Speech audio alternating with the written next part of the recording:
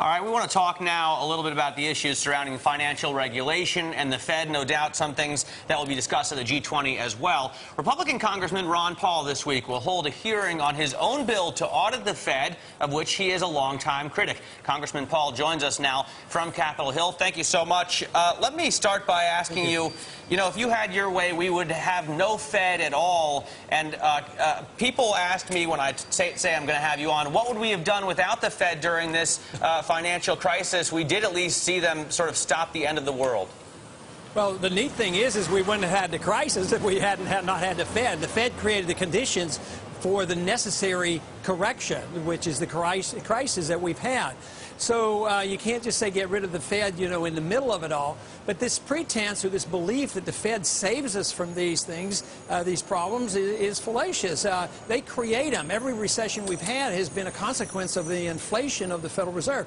The Federal Reserve participates in central economic planning and price fixing. They try to fix the price of interest rates, and they try to plan the economy in this manner. So ever since 1913, they have given us nothing but grief. They inflate for the wars. They give us depressions. They give us the inflation. They've destroyed 96% of the value of our dollar.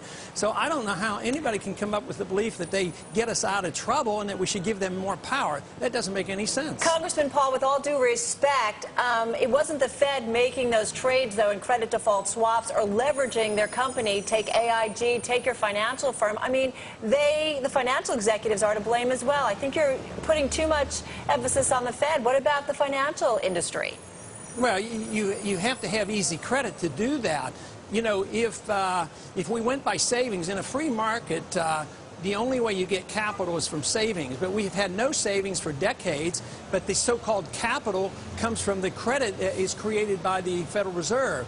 So if you generate undue amounts of easy credit to go into the housing market, people are going to start gambling. It's like a casino.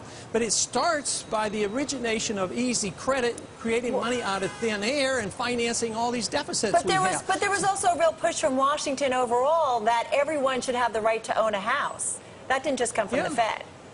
Yeah, but that was bad. So the people who promoted CRA and all these promotions to push these loans on the banks, it's a contributing factor. But they worked in collusion. The people in the Congress that wanted a house for everybody pushed it, and they got it financed by the Fed.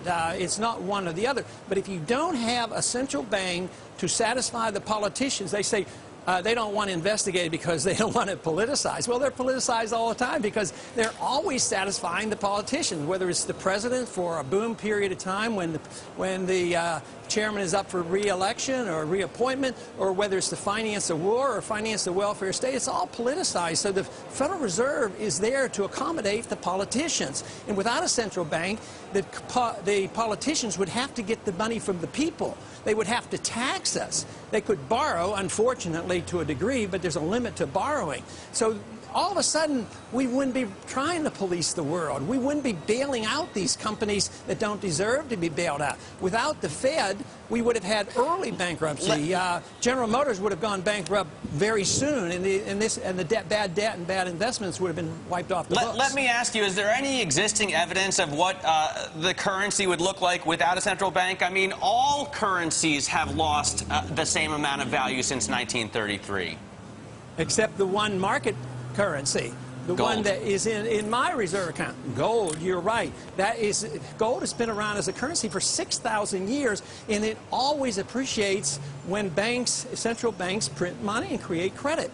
I got interested in this when gold was $35 an ounce. Not a bad protection insurance, to invest and look at protecting the value of what you own, because we steadily erode the value of the dollar, and we're continuing to do it. Who would have ever said 10 years ago that gold prices would triple, which means the value of the dollar shrunk, that degree. You probably could have given us that prediction as well. Congressman Ron Paul, thank you so much for joining us. We're going to take a quick break.